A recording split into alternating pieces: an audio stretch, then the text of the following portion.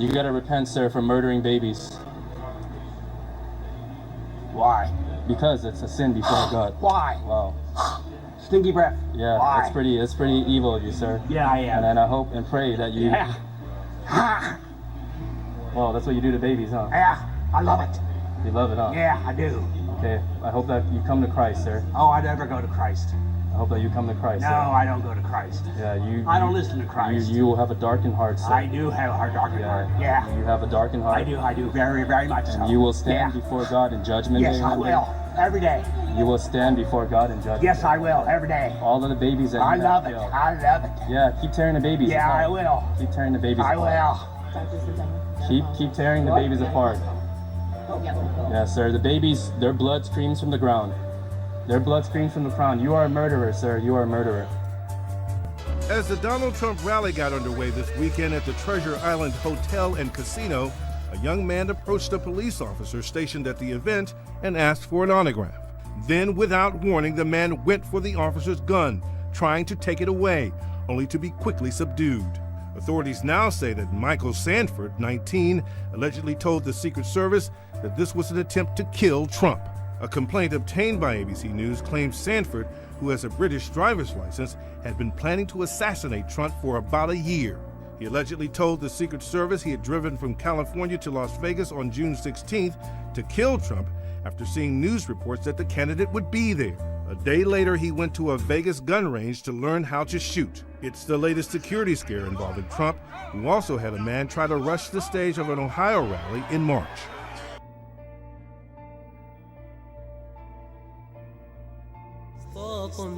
ISIS propaganda videos like this one show men accused of having sex with other men executed in typically barbaric fashion. And it's not just under ISIS that gay and lesbian people face the death penalty.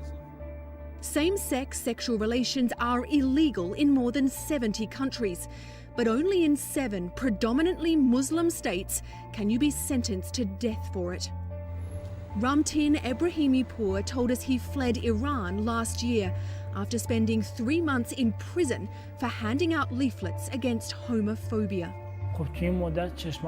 They beat me, they tried to suffocate me with a pillow, and they stuck their shoes in my mouth, he said. Not all Muslim societies are intolerant of homosexuality. Here in Turkey, which is majority Muslim, gay sex was legalized in 1858.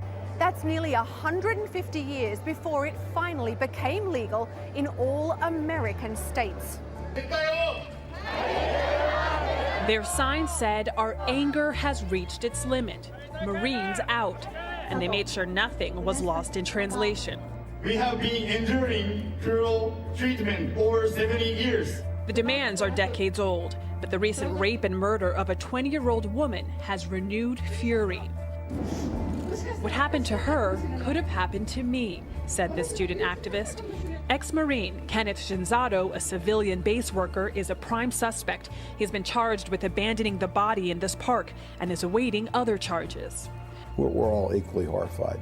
Lieutenant General Lawrence Nicholson is the top U.S. military official on the island. After the death, he instituted a 30-day mourning period, banning off-base drinking and celebrations. We live in your towns and villages. To emphasize unity, the bases here are distributing this outreach video. If I may, all the outreach in the world isn't going to bring back the life of this woman who was killed. Horrible. Or console her family. Terrible. We are responsible. I am responsible. All I can tell you is we're doing everything we can to ensure that there's not another event. We have 50,000 Americans here every day working and well representing our nation.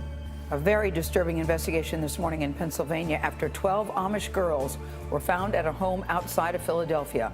They were likely living in the basement of this house in Feasterville. They range from 18 years old to just 6 months. The homeowner, Lee Kaplan, is facing multiple charges, including statutory sexual assault. The secluded White House is where 51-year-old Lee Kaplan allegedly kept 12 Amish girls. I have 3 kids, and it's just so upsetting to know that there were so many girls. We've seen them. They watch us while our kids play in the backyard. The oldest of the girls is 18. Police believe her parents, Daniel and Sevilla Stoltzfus, gave her to Kaplan when she was 14 in exchange for help with their family's financial troubles. The woman now has 2 daughters, a 6-month-old and a 3-year-old. Kaplan is believed to be the father. According to our CBS station, KYW, Kaplan himself isn't Amish. Authorities arrested him Thursday after neighbor Jen Betts called Child Services.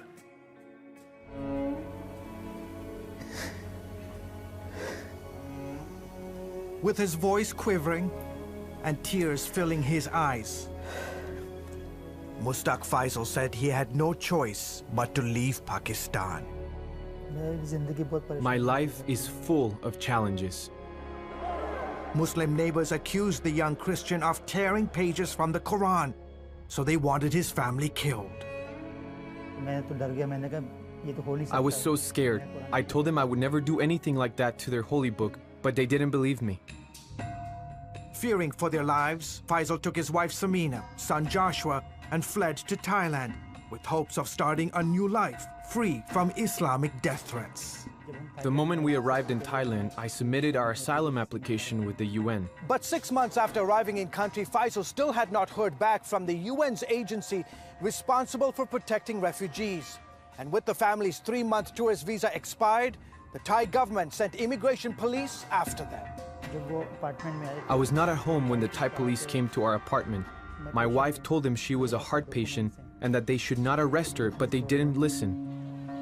Under Thai law, any refugee who overstays their tourist visa is illegally in country.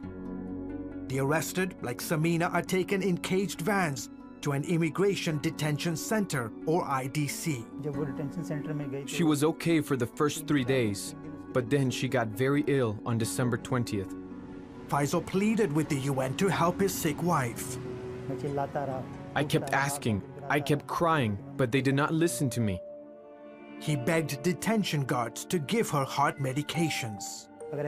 I told him that if you don't do anything, she will die. The name Jesus Christ. Wilson Chowdhury, a Christian human rights advocate, tried to intervene, but wasn't too hopeful based on past experience. What we found is that the wardens meant to be protecting these detainees, deny them access to healthcare and medicines.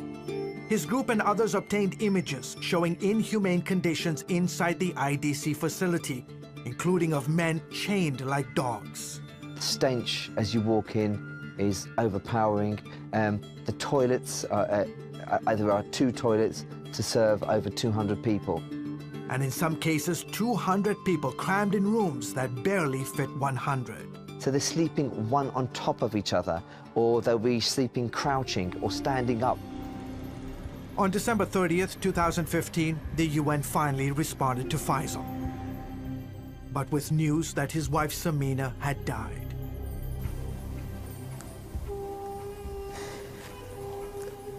My life is so terrible right now.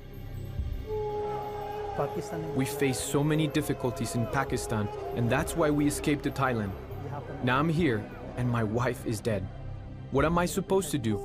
My son keeps asking, where is mommy? But I don't have the courage to tell him the truth. 6 other Pakistani Christian refugees have died in Thai detention centers.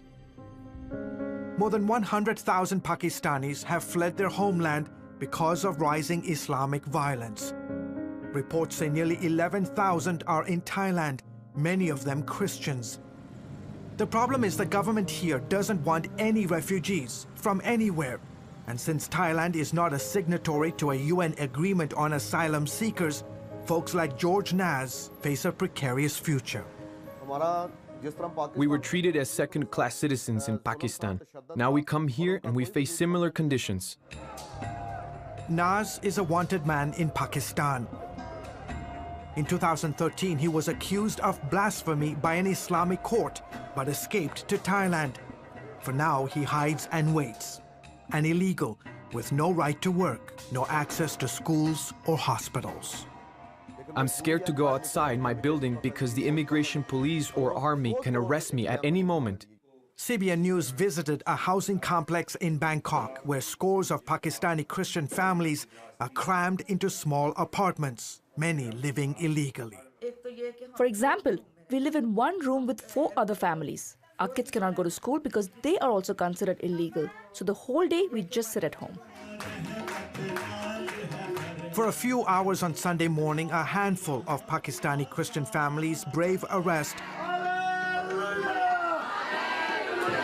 to attend the secret church service. Stranded in Thailand for years, many here hope and pray for designated UN refugee status and eventually the chance to settle in a third country. In the meantime, a few Christian NGOs are helping them and others with food and living expenses. But the needs are overwhelming. For now, though, Faisal clings to the one thing he knows will bring comfort. He reads verses from Psalm 121, reminding his son Joshua that it is God who will take care of all their needs. I trust in God. Only God can help us in our time of difficulties.